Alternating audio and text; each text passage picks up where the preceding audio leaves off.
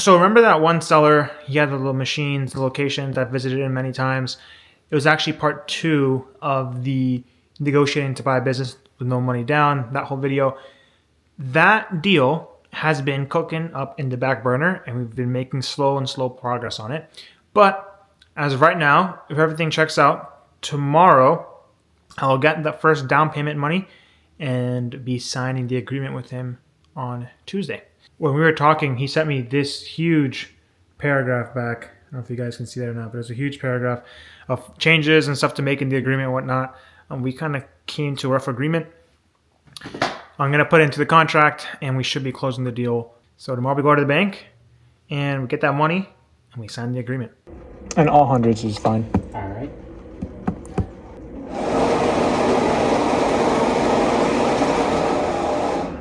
Went to the bank a few hours ago, got the down payment money from my lovely bank, Fifth Third Bank. So, let's see here, $5,000. 5,000. Then we have $800. That's going to be the first down payment on the small route that we're going to buy. Now I know you guys are probably wondering, what the heck? I thought this guy had no money. This is all a big lie. Whatever. Not quite. So just for some context, I haven't really gone through this in any other videos, but I'm pretty big in sales. Not pretty big, like I'm not big in the space or anything like that, but I've done sales for quite a bit of my life, to be honest, and a lot of the time it's been online sales, like high ticket sales and stuff with like coaching and consulting, different stuff like that. And I have an agency. Well, I did kind of have an agency, right? And randomly, from one of my clients, I only had 2 clients at the time, but they referred me over a client, and they put a down payment of $5,000 on my services, which is the first time it's happened and the only time. And I'm basically taking that money and I'm putting it on the business. God definitely provided it 100%, because the other client that I had, that was my whale client, it stopped making as much money. It slowed down tremendously. We went into negative ROAS, which means negative return on ad spend, so you're losing money. And randomly, this new client comes out of nowhere and it's like, yeah, I'm interested in your services for marketing. I'm like, okay, cool. And yeah, they paid $5,000 and it got me through the month. And because of that, I won't have to sleep on the street. At least not yet. But it buys me a little bit more time. So with that money, we'll put the down payment on the business. So basically rolling all that plus another $800 into the business. This would be my 3rd acquisition, officially my 2nd business acquisition, if you want to call it business, even though it's just a little tiny vending route of $58,000. But we all start somewhere, right? It's better than nothing. So tomorrow we meet him and we close on the deal. That's the plan, God willing. Hoping everything goes well. So for context, here's how I found the deal.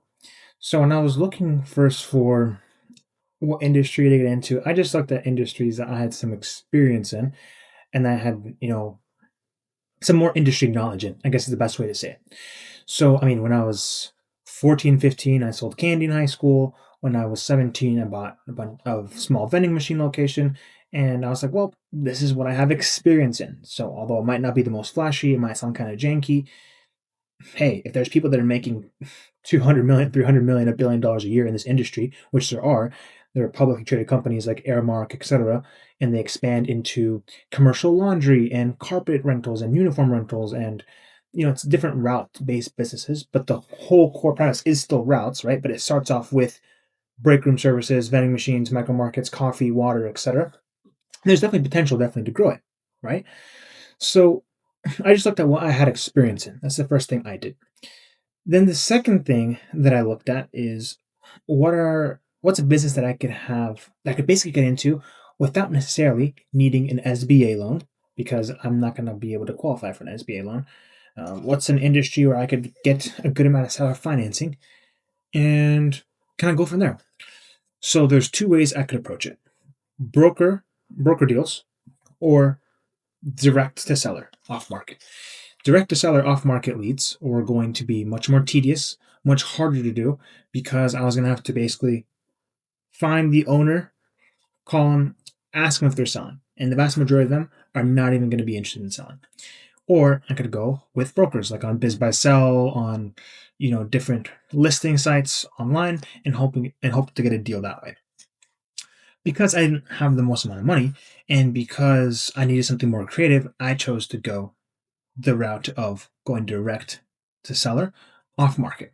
So then hopefully I could get a better deal with better terms. And I didn't have the funds, so it was going to be a little tough for me to show proof of funds. Now, for showing proof of funds, I was able to figure out a quick workaround. What I did for proof of funds is I just said, hey, this is a family business. And then I just asked my parents, or I recommend you guys ask a friend, family member, somebody that you feel comfortable with. And I just asked, at least for me, my mom, my dad, to send me over a picture of their retirement. And I just use it as proof of funds. Most people have a few $100,000 in retirement savings. And then when you go to brokers on Biz by Self, that's what you're going to do, then you can just show them either your retirement or somebody else's retirement, and they'll actually start showing you deals. That's what I personally did to at least get around that and to start getting shown some deals, even though I wasn't going to use my family's money per se. At least it didn't work out. So let's just say you're going to go broker route. The broker route is good. I find it to be better for like bigger deals, although I haven't done any bigger deals, but that's kind of what I understand it to be because you're working with more people. So you have brokers, you have the attorneys, you have the lawyers, you have different people in the equation. Whereas if you're buying a small business below like 500K, you're basically buying a job essentially, and so you can do that with like less people on board. And so what I did is I went direct to seller and I started basically cold calling every single owner within like a 30-mile radius of where I lived. You have to find what works best for your industry. I know if it's more like online based where the owners are more on LinkedIn and stuff, then Apollo might work better or Zoom Info. Most of these platforms get information from the LinkedIn profiles. That's where they scrape emails, that's where they get phone numbers, and that's how it works. For more service-based industries where the mom and pops might still be answering their phone directly from Google, cold calling just a bunch of Google listings works. I just got a simple Google extension called, I think it was Google Maps Extractor or Google something extractor on the Chrome Web Store. I just put like a list of like 70, 80 different business owners in the area, and I just started cold calling every single one back to back. And I would leave a voicemail and I would leave an SMS message. Sounds kind of janky, but that's what it took to get the owner, right? And so after that, the other option is going to brokers and having them hopefully find you a deal. But I think the best is honestly a combination of both. But since I need to be really, really creative, I just went directly off market and I was like, let me see if I can just get someone to seller finance it to me. Because when you structure the deal with them, you then have due diligence, right? So you get the LOI or the letter of intent signed. After the letter of intent is signed, right? Let's say they agree to the terms roughly. Then you have like 30 to 60 days or however much you guys agree to time or days in due diligence. And during that time period, that's when you inspect more of the financials. So you can do a quality of earnings report, or you have your accountant look over all their books, make sure that's clean. You start looking over all the accounts, all the contracts, over everything, and you still have time to pull out because an LOI is not a binding agreement. And so in that period, that's when then you can raise money and do all that stuff if you need to. So right now, I just want to give you guys a quick overview of that. So yeah, so you have platforms like Apollo, Zoom Info. If the owner is on LinkedIn or on online, if it's more mom and pop, traditional service based, you might have more luck on Google. Just get in touch with the owner directly. All right. Direct mail works. I haven't tried it myself, but I have heard people in the industry try direct mail.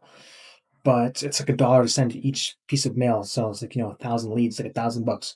I was like, yeah, bro, that's not for me. Maybe if it's a much bigger deal, but I just wanted a smaller route. Besides that, I mean, you're probably not going to have much luck on Craigslist or Facebook, but for this deal specifically, I was able to find it on Craigslist randomly. Distributors or industry professionals are very good.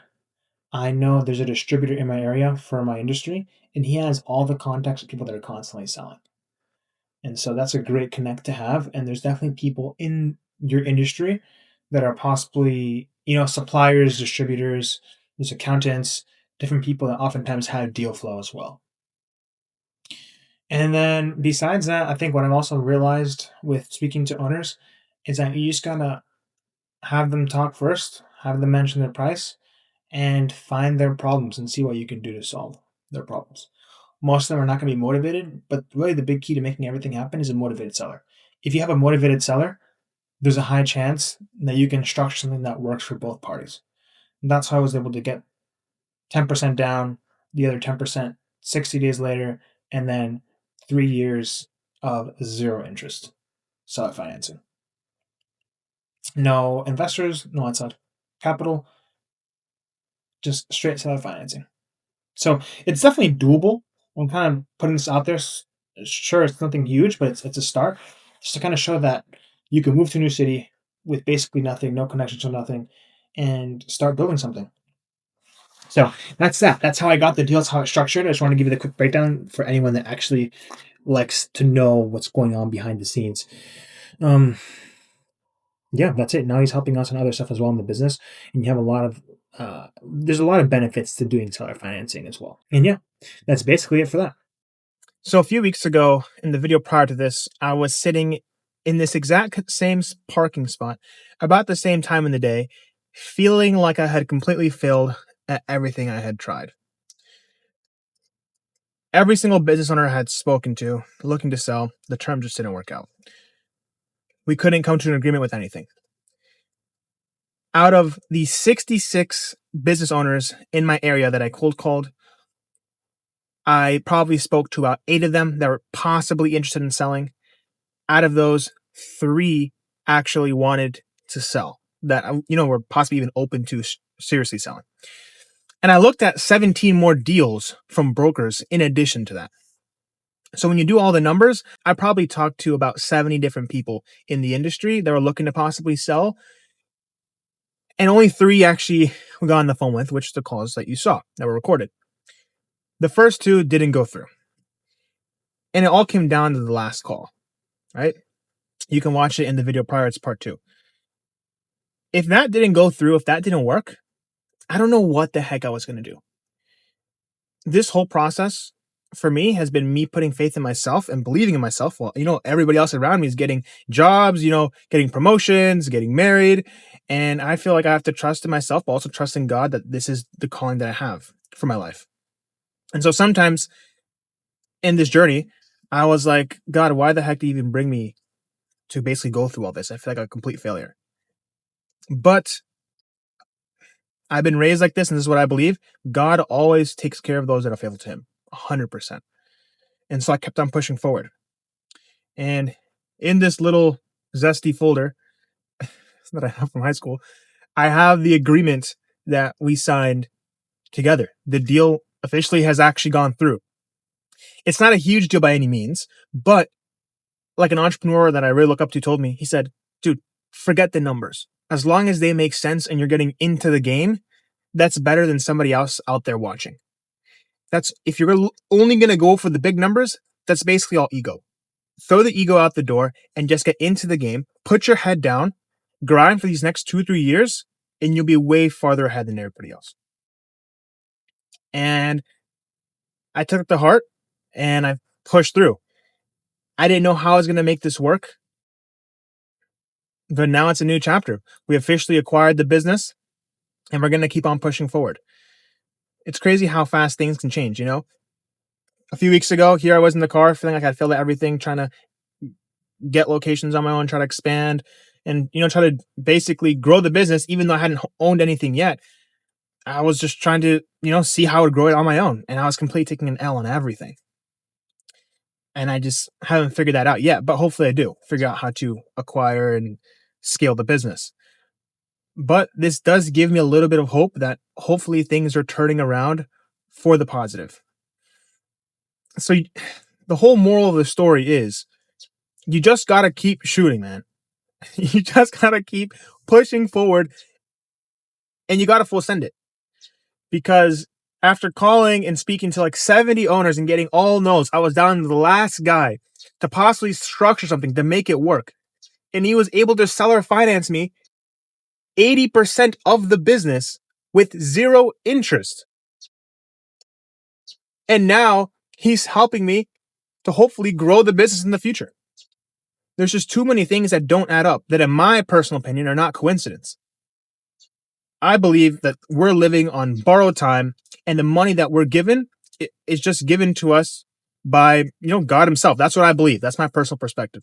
And your job before the master comes back is to invest it and grow the capital, right? Like there's a parable in the Bible, one servant got 1 talent, 2 and 5. If that guy got 5, I believe I got 10. I believe I got 20. At least that's the perspective you have to have. Because if you're going to play this game of life that we're all playing in, why are you going to play small? Might as well just full send it. In my mind, I already committed to the fact I'm not going to go back home. You can look at the first video that I posted. I said I wasn't going to go back home. I'm going to full send it. And I'm either going to basically file for bankruptcy and completely fail, and then restart again and try again. Because reality, all these failures that I have, I'm not going to die. I'm not going to kill myself. So might as well every single day keep on moving forward. Every single day. A lot of days I felt like giving up, but I woke up the next day. I was like, well, God's giving me another day to keep on fighting. I'm going to keep on pushing, because God gives his biggest battles to his strongest soldiers. And the reason I'm even making these videos in the first place, completely unscripted, I'm just talking off the dome pretty much, is because I believe that anybody out there with faith in themselves, believe in God, can genuinely build something to help a lot of other people in this world. Like, I don't really have to be recording these videos. I do it because I wish I had somebody that I could actually look up to and who was successful, who also valued, the same things I valued, like family and Christ and other things like that. Because there aren't many people that, do that in the world. And that's what I aspire to be. And I also believe that anybody in this world living in 2026 and on, no matter what skin color you are, no matter what connections you have or what background you come from, can be successful. I genuinely believe that. You can be successful and you don't have to cut corners. You don't have to be unethical. You don't have to lie. You don't have to steal. You don't have to cheat.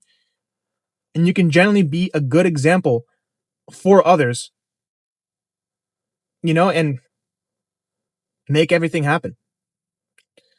So this is definitely a very small milestone, but the principles are the same. Whether you acquire a business for 50 grand, 500 grand, 5 million, 50 million. But what you instill right now is what I believe God is watching. God is seeing how you handle the little things. He's seeing how you handle the challenges, the setbacks. And the more you can handle, the more he'll give you. Because with having a Christian perspective, or if you believe in God, right? The perspective I believe you should have is do everything in this life so that one day you're in heaven, God looks at you and says, well done, my good and faithful servant. That is it. And I promised before I left home, I said, God, I'm going to put everything on the line and I'm just going to let you cook, basically. And I want to be an example to others. And so anything that I do, I'm going to give honor and glory to you. And this is kind of me doing that right now. There's nothing I could have done. I'm a little stupid kid from in the middle of nowhere, Michigan. I'm just putting full faith in myself and full faith in God as well and pushing forward. I'm not even sure if this means anything to anybody. Most people don't even watch these videos, but it is what it is.